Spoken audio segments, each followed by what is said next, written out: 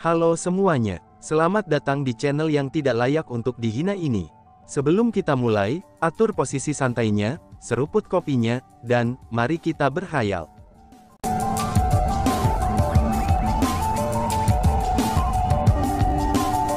Melanjutkan cerita sebelumnya, meskipun wanita ini sangat cantik, tapi dia tidak ramah atau mudah didekati. Meskipun dia jelas memiliki token klan surgawi Chu di pinggangnya, tapi generasi muda Chu Heavenly Clan lainnya menjaga jarak darinya. Itu seolah-olah mereka takut padanya. Chu Feng juga bisa merasakan bahwa aura wanita itu sangat kuat, dan bahkan lebih kuat daripada aura Han Yu. Jika Chu Feng menebak dengan benar, wanita itu harus menjadi peringkat 7 True Immortal. Di antara anggota generasi muda yang hadir, kekuatan wanita ini melampaui semua orang. Chu Lingqi, ini sebenarnya adalah Chu Lingqi. Oh surga, aku benar-benar datang ke sini dengan sia-sia. Aku benar-benar berhasil melihat 2 dari 3 keindahan alam atas Cilio Kosem besar. Pada saat itu, Li Xiang berteriak histeris. Dia begitu bersemangat, sehingga tubuhnya mulai bergetar. Melalui seruan Li Xiang, Chu Feng menyadari identitas wanita itu. Dia adalah Chu Lingqi, orang yang menduduki peringkat ke-9 di daftar jenius tingkat iblis. Ayah dan kakeknya memiliki otoritas besar dalam klan surgawi Chu. Adapun ibunya, dia adalah putri dari alam atas yang lain. Latar belakang Chu Lingqi bisa dikatakan sangat kuat.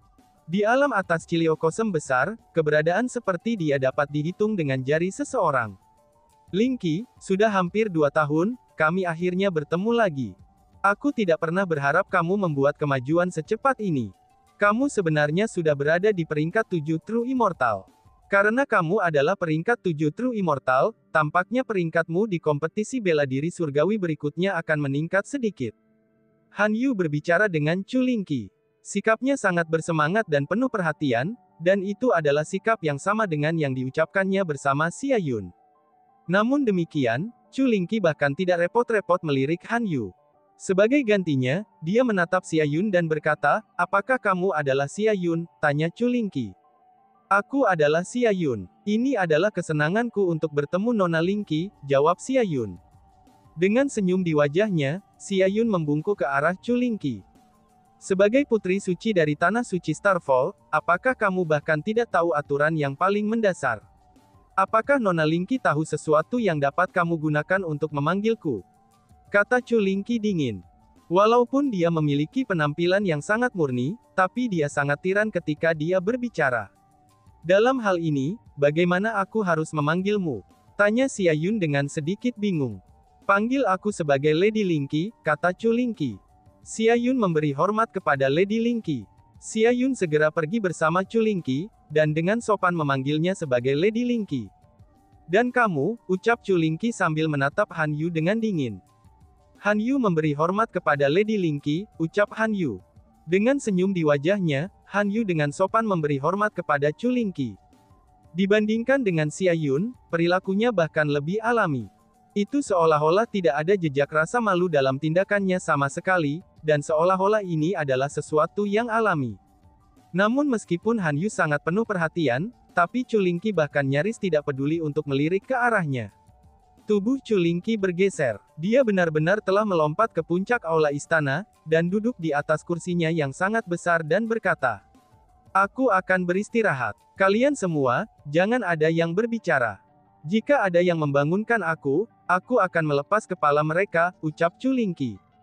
Setelah dia selesai mengucapkan kata-kata itu, Chu Lingqi benar-benar menggunakan kedua tangannya sebagai bantal dan berbaring. Pada saat itu, aula istana yang luas menjadi sangat sunyi. Meskipun orang berbicara, tapi mereka melakukannya melalui transmisi suara. Tidak ada yang berani mengeluarkan suara. Dari sini dapat dilihat, bahwa Chu Lingqi adalah karakter yang kejam. Selain itu, dia tidak akan memiliki pencegahan yang kuat. Meskipun kerumunan tidak berani mengeluarkan suara, tapi mereka diam-diam tiba di depan Chu Feng dan yang lainnya. Mereka semua ingin dekat dengan Xia Yun. Tentu saja, ada juga orang yang ingin berteman dengan Chu Feng. Sementara Xia Yun lebih ramah terhadap Chu Feng, dan dia masih sangat jauh ketika berbicara dengan orang lain. Sikapnya yang dingin berbeda dari Chu Lingqi. Chu Lingqi adalah seseorang yang mengungkapkan sikap dinginnya tepat di depan wajahnya. Adapun Xia Yun, dia terus memiliki senyum menawan di wajahnya sepanjang waktu. Meskipun dia tampak seindah peri surgawi dan sangat mudah didekati, tapi seseorang akan sangat keliru jika berpikir bahwa dia benar-benar mudah didekati. Semua orang di aula istana yang mencoba menyambutnya, mereka diabaikan olehnya. Bahkan generasi muda Chu Heavenly Clan tidak terkecuali. Dapat dikatakan bahwa sejak Xia Yun memasuki aula istana yang luas, Chu Lingqi adalah satu-satunya yang berhasil berkomunikasi dengannya. Selain itu, Chu Feng tidak sedingin Xia Yun. Dia akan menyapa semua yang mencoba untuk menyapa dan berbicara dengannya. Ini terutama berlaku untuk orang-orang dari Immortal Armament Villa. Chu Feng sangat ramah terhadap mereka. Lagi pula, Chu Feng merasa itu semua berkat Villa Master Immortal Armament Villa. Dengan demikian, dia merasa bahwa dia berutang kebaikan kepada Immortal Armament Villa. Melalui percakapannya dengan mereka, Chu Feng datang untuk mencari tahu mengapa mereka semua berkumpul di sana. Ternyata bukan karena mereka tidak ingin mendaki gunung. Namun sebaliknya, mereka tidak diizinkan melakukannya oleh klan ular era kuno. Karena inilah, Chu Lingqi itu bahkan menjadi marah. Pada akhirnya, hanya setelah kepala klan serpent era kuno secara pribadi datang untuk menjelaskan kepadanya, bahwa dia pasti tidak akan melewatkan waktu letusan danau spiritual terkubur, dan Chu Lingqi pun menjadi tenang. Berpikir tentang sikap ketua klan ular era kuno terhadap Starfall 8 Immortals dan sikapnya terhadap Chu Lingqi, Chu Feng merasa bahwa kepala klan ular era kuno juga tidak sepenuhnya tanpa rasa takut. Selain itu, tidak mungkin baginya untuk datang secara pribadi dan menenangkan Chu Lingqi. Jika dia tidak takut menyinggung Dewa 8 Starfall, maka dia pasti takut menyinggung Chu Lingqi. Ini juga bisa dimengerti. Setelah semua, Chu Heavenly Clan adalah penguasa yang sepenuhnya layak dari alam atas Ciliocosm besar. Selain itu, Chu Lingqi bukan klan surgawi Chu biasa. Dia adalah seseorang dengan latar belakang yang sangat besar. Jangankan kepala klan serpent era kuno, kemungkinannya sangat sedikit orang di seluruh alam atas Ciliocosm besar yang berani memprovokasi Chu Lingqi. Setelah serangkaian percakapan, seseorang bertanya kepada Chu Feng sambil melihat bola kaca Chu Feng. Kakak Chu Feng, bagaimana mungkin kalian semua masih memegang bola kaca di tanganmu ketika kamu memasuki tempat ini? Pada saat itu, mereka tidak lagi berbicara satu sama lain melalui transmisi suara. Sebagai gantinya, mereka secara terbuka mengobrol satu sama lain. Hanya saja, karena mereka takut mengganggu Chu Lingqi yang kejam itu, mereka semua akhirnya merendahkan suara ketika mereka berbicara. Di mana kamu semua mendapatkan bola kaca itu? Tanya Chu Feng. Kami hanya menerima bola kaca kami setelah memasuki aula istana ini. Kalau tidak salah, jika kita ingin menanamkan kekuatan spiritual kita ke dalam bola kristal, kita dapat mengubah warnanya. Warna di mana bola kristal kami berubah, itu dikatakan bisa memberi kami petunjuk dan meningkatkan peluang kami untuk mencapai danau spiritual terkubur. Selain itu, kita juga tidak tahu persis apa yang sedang terjadi, kata seseorang. Setelah mendengar kata-kata itu, Chu Feng dan yang lainnya menyadari bahwa, orang-orang di sini kemungkinan besar tidak tahu tentang pembentukan labirin, atau fakta lain kalau tidak akan mudah untuk mencapai danau spiritual terkubur tahun ini. Tepat pada saat itu, Yuan Tingyi tiba-tiba berkata kepada Chu Feng. Brother Chu Feng, mereka semua mengatakan bahwa teknik formasimu sangat luar biasa mengesankan. Namun kinerjamu hari ini kurang memuaskan, ucap Yuan Tingyi. Chu Feng hanya tersenyum pada ejekan Yuan Tingyi, dan tidak repot-repot menjawab. Kakak Chu Feng, tolong jangan salah paham. Karena aku, Yuan Tingyi, tidak mencoba untuk mengejekmu. Sebenarnya, aku sangat percaya pada kekuatanmu. Hanya saja, aku tidak mengerti mengapa kamu gagal menampilkan kekuatanmu dengan benar hari ini, dan sebenarnya hanya berhasil mengubah warna bola kaca kamu menjadi warna cian, kata Yuan Tingyi. Jika ada sesuatu yang ingin kamu katakan, katakan saja secara langsung, kata Chu Feng. Sangat baik, karena itu masalahnya, aku akan mengatakannya secara langsung. Aku sebenarnya ingin bertukar poin denganmu, kata Yuan Tingyi. Seperti apa caranya? Tanya Chu Feng. Chu Feng tahu betul bahwa Yuan Tingyi sengaja berusaha menyulitkannya. Selain itu, hal ini sangat mungkin dengan instruksi Han Yu. Namun demikian, Chu Feng tidak takut pada mereka. Jika mereka benar-benar berpikir bahwa bola kaca cian adalah miliknya, maka mereka akan menderita secara menyedihkan. Kebetulan ada papan catur yang bisa dikontrol dengan kekuatan spiritual seseorang di sini. Mari kita gunakan papan catur itu untuk bermain catur. Bagaimana menurutmu? Yuan Tingyi menunjuk ke papan catur. Papan catur itu adalah meja yang diduduki Chu Lingqi sebelumnya. Chu Feng tidak segera menjawab. Namun sebaliknya, dia berjalan ke papan catur dan mulai memeriksanya dengan cermat. Papan catur itu sangat besar, dan itu menyerupai medan perang. Potongan-potongan catur dari dua sisi yang berlawanan, semuanya adalah prajurit. Setelah memeriksanya, Chu Feng menemukan bahwa Yuan Tingyi tidak berbohong padanya. Ini memang papan catur yang dikendalikan dengan kekuatan spiritual seseorang. Ini harus menjadi sesuatu yang sengaja ditempatkan di sini oleh klan ular era kuno untuk hiburan orang-orang. Baiklah, kata Chu Feng. Brother Chu Feng, jangan terburu-buru. Karena kita akan menukar pointer, kita tentu harus mempertaruhkan sesuatu, kata Yuan Tingyi. Apa yang ingin kamu pertaruhkan? Silakan katakan padaku. Chu Feng menyambut tantangan Yuan Tingyi. Dia merasa bahwa dia tidak akan kalah dari Yuan Tingyi. Dan secara alami, dia tidak akan takut bertaruh dengannya. Namun jika Han Yu yang ingin bertaruh dengannya, maka Chu Feng harus mempertimbangkan hal-hal dengan benar. Karena bagaimanapun, teknik spiritual Han Yu berada di atas kemampuannya sendiri. Dia adalah spiritualis dunia yang diselubungi oleh tanda naga. Karena kita akan bertaruh, maka mari kita bertaruh pada sesuatu yang menarik. Begini saja, jika kamu kalah, kamu harus menamparkan diri sendiri sekali. Bagaimana menurutmu? Yuan Tingyi berkata kepada Chu Feng dengan senyum berseri-seri di wajahnya. Sebelum Chu Feng bisa menjawab, Li Xiang berkata, bagaimana mungkin seseorang bertaruh dengan hal semacam ini? Protes Li Xiang. Pada saat yang sama, kerumunan yang hadir juga mulai diam-diam mendiskusikannya di antara mereka sendiri.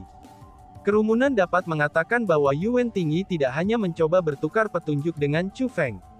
Alih-alih bertukar pointer, sebenarnya dia berusaha menciptakan masalah. Chu Feng tidak mengatakan apa-apa, dan dia hanya menggelengkan kepalanya. Ada apa saudara Chu Feng? Apakah kamu tidak berani menerimanya?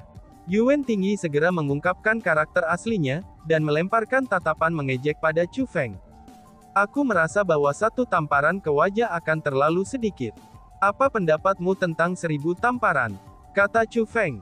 Begitu kata-kata Chu Feng terdengar, banyak orang yang hadir tidak dapat menahan diri dari menghirup udara dingin.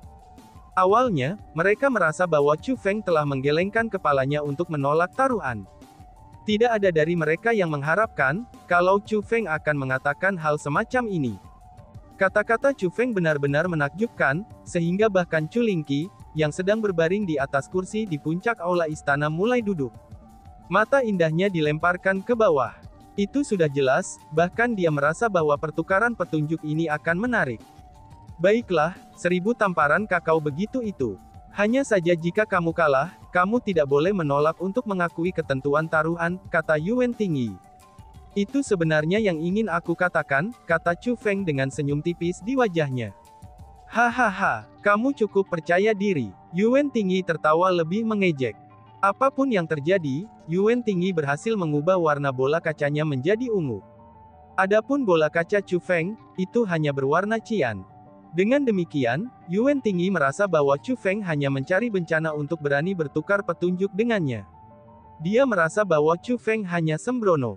Jika semuanya baik-baik saja, maka mari kita mulai, ucap Chu Feng sambil berdiri di salah satu ujung papan catur. Ayo mulai. Yuan Tingyi juga berdiri di sisi lain papan catur. Bas-bas. Bas-bas. Saat berikutnya, kedua pria itu menanamkan kekuatan spiritu masing-masing ke dalam bidak catur mereka. Tepat setelah itu, papan catur yang awalnya tenang pun mulai berubah. Potongan-potongan catur itu benar-benar mulai berdiri seolah-olah mereka hidup. Dan bahkan memancarkan cahaya dari tubuh mereka. Beberapa bidak catur memegang bilah di tangan mereka, dan beberapa mengoperasikan kereta perang. Pada saat itu, keributan dalam pertempuran jarak dekat mulai terdengar. Kedua belah pihak sangat mengesankan. Mereka seperti tentara yang sebenarnya saat mereka bertabrakan satu sama lain. Kedua pasukan itu saling bersilang pedang. Dikuasai oleh Chu Feng dan Yuan Tingyi, kedua pasukan mulai saling membunuh. Dengan jatuhnya setiap bidak catur, darah akan berceceran di mana-mana, dan tubuh mereka akan terpisah. Bagaimana ini bisa menjadi permainan catur? Ini hanyalah medan perang yang sebenarnya, dan segalanya tampak terlalu nyata. Melihat adegan ini, Li Xiang dan kedua temannya menjadi sangat khawatir. Alasan untuk itu adalah, karena Chu Feng dan Yuan Tingyi dapat dikatakan setara satu sama lain.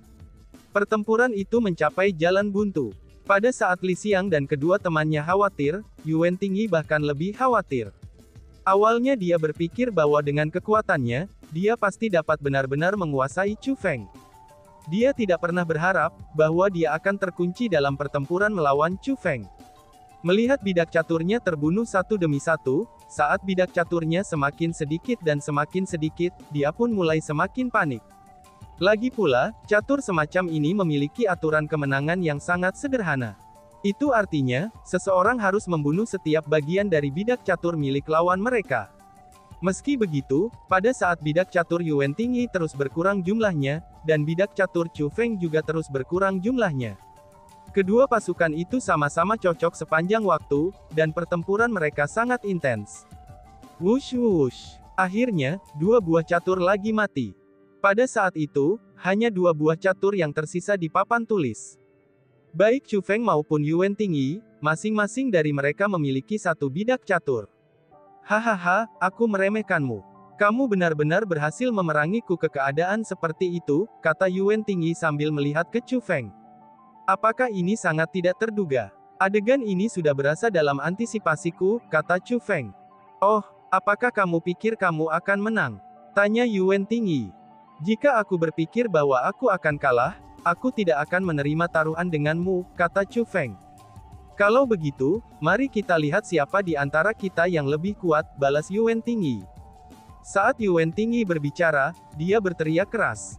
Saat berikutnya, kekuatan spiritual bergelombang mulai melonjak ke bidak catur terakhir seperti gelombang.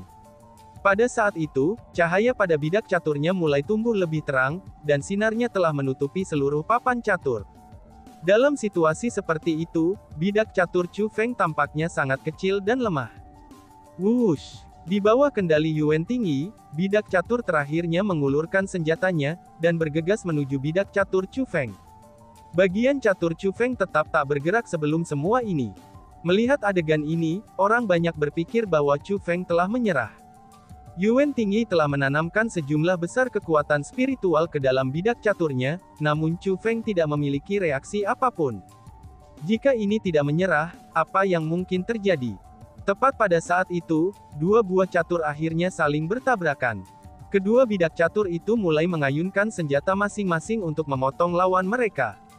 Cerot, darah mengalir deras. Dan kemudian, papan catur yang terang segera menjadi redup. Bagian catur Chu Feng tetap tidak rusak sama sekali. Namun bidak catur Yuan Tingyi telah dipenggal. Mantap, ia memenangkannya. Kakak Chu Feng menang. Kakak Chu Feng, kamu terlalu luar biasa. Li Xiang dan kedua temannya tidak bisa menahan kegembiraan mereka, dan benar-benar mulai berteriak. Namun ekspresi mereka segera berubah. Segera setelah itu, mereka menutup mulut mereka. Mereka tiba-tiba ingat bahwa mereka tidak bisa membuat keributan besar di tempat itu. Namun meskipun mereka jelas-jelas berteriak, tapi Chu Lingqi tidak melakukan apapun pada mereka. Pada saat itu, Chu Lingqi sedang duduk di atas kursi di aula istana. Dia menyerupai peri surgawi yang tidak ternodai oleh dunia biasa, dan dia tampak sangat riang dan puas. Dia memiliki ekspresi yang sangat santai di matanya. Pada saat ini, dia benar-benar berperilaku seperti pengamat. Ini tidak mungkin. Yuan Tingyi berteriak dan melangkah mundur beberapa langkah berturut-turut. Dia tidak berani mempercayai pemandangan di depannya. Hasilnya sudah ditentukan. Mungkinkah kamu berencana untuk mengatakan bahwa bidak catur itu berbohong? Kata Chu Feng. Ada masalah, pasti ada masalah dengan papan caturnya. Bagaimana aku bisa kalah olehmu? Bola kristalku ini berwarna ungu, sedangkan milikmu hanya berwarna cian. Kekuatan spiritualmu lebih rendah dari milikku, bagaimana mungkin kamu bisa mengalahkanku? Yuan Tingyi berteriak keras. Hehehe, Chu Feng tertawa dan menggelengkan kepalanya, dan dia tidak repot-repot menjelaskan. Papan catur ini adalah sesuatu yang dibuat secara pribadi oleh ketua klan ular kita. Maka sudah jelas, tidak ada masalah dengan itu, kamulah yang telah kalah. Tepat pada saat itu, tetua klan ular era kuno berbicara. Ternyata, tetua Serpent Clan dari era kuno telah berada di dalam aula istana sepanjang waktu. Meskipun dia tidak mengatakan apa-apa, tapi dia telah menyaksikan semua yang terjadi di aula istana. Dan tiba-tiba saja bersambung. Sekian dan terima kasih banyak. Bye-bye.